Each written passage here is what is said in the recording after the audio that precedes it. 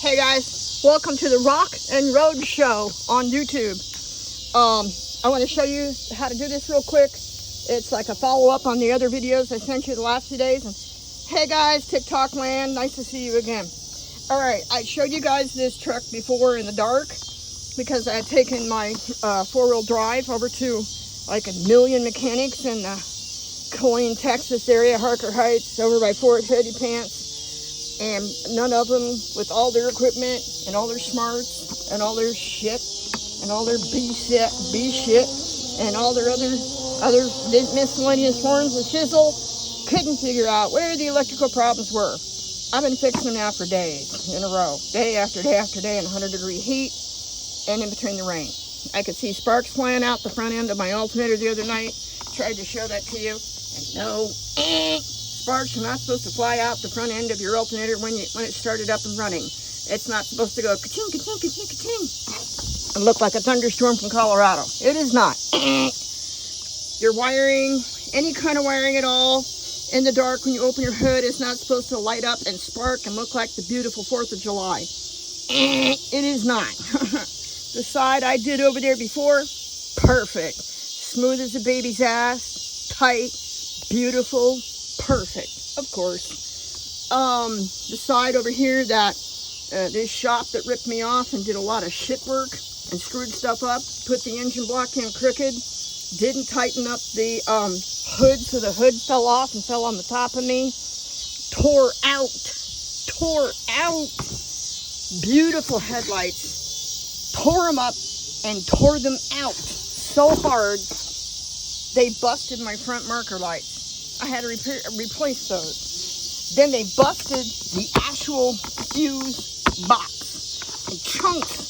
in chunks. And they ended up leaving the exhaust manifold loose. Yes. Me and another mechanic tried to tighten it up. We figured they just busted a bolt. We couldn't get it tight.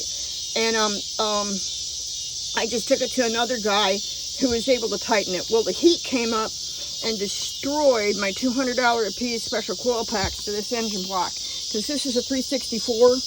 And since it's been rebuilt and slightly bored, slightly milled, because you have to mill your blocks so they're baby smooth. You can't take old metal and join it with new parts. It doesn't work because they're not smooth. So I went ahead and got the aftermarket, slightly bigger, high performance cams. So you have to have high performance parts when you have high performance engines and high performance camshafts and stuff like that. It's like trying to, let's say you have an oil lamp and you go to light it and you don't have a wick in it. Kind of stupid. So you have to put all the parts together. All right, so I did the coil pack, right? I did the coil tonight just on this one because I got more. Yeah, I'm not stupid. They're $200 a piece. If you buy a kit online, it's a little bit cheaper. Not always. I think it was an 8mm screw on both sides. But I'm going to show you my tools here in a second, like I normally try to do. And we're going to go back to the same old training. The same old shit again. Ready? Disconnect your battery. Then you push on the horn inside for about 30 seconds. And what that does is dissipates the electricity that could still be floating in your system. For instance, like if you've got a bad alternator or something like that. You don't want no extra electric floating around. So when you push on the horn, it releases that any kind of extra electrical. All right, so what I do, what I was trained to do, I used to race cars. You want to disconnect the battery, push on the horn, then you're going to disconnect your spark plug cable and your fuel injector plug. Right. All right. So I number all my stuff because I found out males in Texas also do not know what a firing order is. They don't know what the numbers are. They don't know that depending on your vehicle, there's also a lineup of which position you put the spark plug cables. For instance, on my particular truck, the shortest one is the number 1, so it's pretty easy to remember. I drive a Hummer H2. So my firing order on this side happens to be 1, 3, 5, and 7. But I couldn't explain that to the males in English slowly. They couldn't get it. So I put the frickin' numbers on there. They can see the numbers, including the shops. That's right. You wouldn't believe how much that cost me. Then I just started finally just numbering my shit, so they can completely understand and stop mixing the parts up and get the picture. God, that cost me a fortune. A fortune. And I was broke down a lot. So, yeah, this is an 8-cylinder, so it goes 1, 2, 3, 4, 5, 6, 7, 8. And 8 is the longest. And it's pretty easy because you just hold your spark plugs up and see how my fingers are a different size.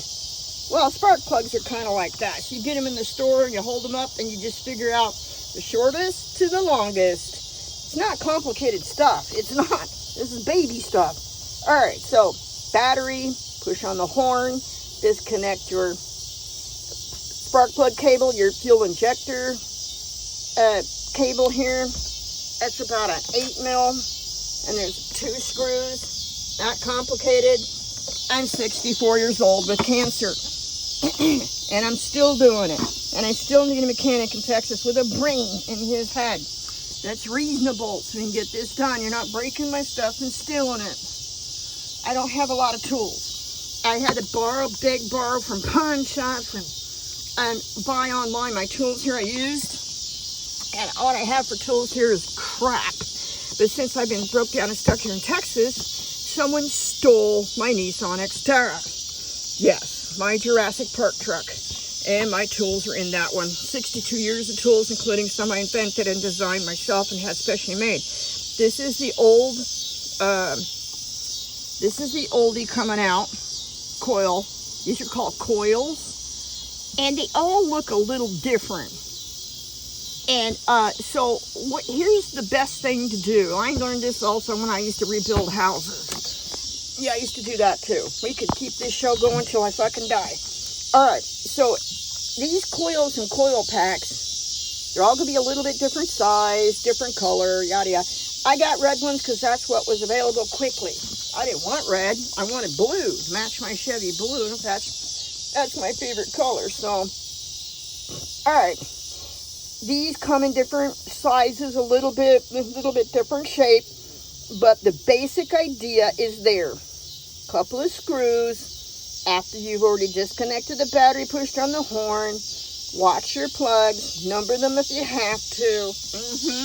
Oh yeah. It's not complicated. If you have to go online and hunt for parts, well then you have to pay attention. And here's how I roll. Because I've been around a long time. I've been rebuilding a long time. I used to race cars. I don't go by what's already in the vehicle. I go by what the VIN number says, what's supposed to go, or by the number on the engine block. So for me, I already knew that this was a high performance 364 2007 HUMMER H2 engine block. So when I special ordered these coil packs, I had to do accordingly. You might not have to do that. And they're all going to be a little weirder in shape. So there's a trick. Ready? Don't get scared. Don't get scared. I am 64. I am 64 with cancer, and I've been doing this alone by myself. Another mechanic named Brett Hamilton, Ham's Auto Repair, caught that side of the truck on fire. I had to rebuild it. I had to restore it myself. You can see it on my other shows. I did the coils myself, alone by myself, in the dirt alongside a road with no help, and I couldn't get a mechanic. Yeah, that's right, because males in Texas, as far as I'm concerned, are a pussy. Even if you're paying them, they still are a peasy. All right, so the coils are going to look a little different per vehicle. Doesn't matter what you have. It's not scary. I'm 64 with cancer. I did it. Take a picture and watch what you're doing. It helps to number those cables. It helps to do things one at a time. You'll see some guys play games, rip your stuff up in big piles. Wrong answer. Boy, do they get confused. Don't play. You can be a badass by doing things one at a time and taking a picture. I used to take pictures of houses to make sure when we jacked them up or restored them, we were putting them back exact. This is the tools I used. My magnetic dish. Yeah, all my tools were stolen, so I have nothing good. I have junk. I used a socket with the socket driver. I used my famous poker here. I have a poker screwdriver, socket driver thing I like. Got my tool for the battery because this is all I could get. I'm stuck with crap. And an extension. That's it. That was it. And a camera. That's it, guys. That's it. And I'm going to solve my wiring problem. And I still need to hire a good mechanic. All right. Don't forget to come by my eBay store. I got stuff for sale because I need the money to pay the bills. Tequila Sun Trading on eBay. Tequila Sun Trading, all one word. Rockin' ROADSHOW on the good old YouTube. And I'm on TikTok. And if you find me, I'm actually on Face Crack too, but they're a bunch of jerks over there. I'm blocked most of the time still. All right, that's it. How is your engine today?